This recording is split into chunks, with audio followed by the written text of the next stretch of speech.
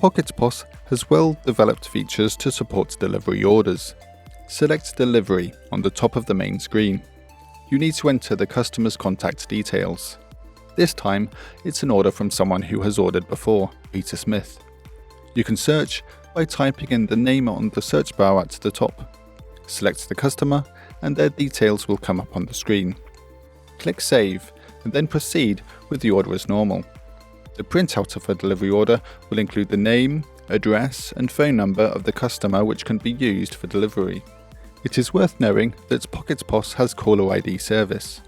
This means that when a previous customer calls from the number that's been stored, their details will automatically appear and the order can be taken directly, making the order process even easier.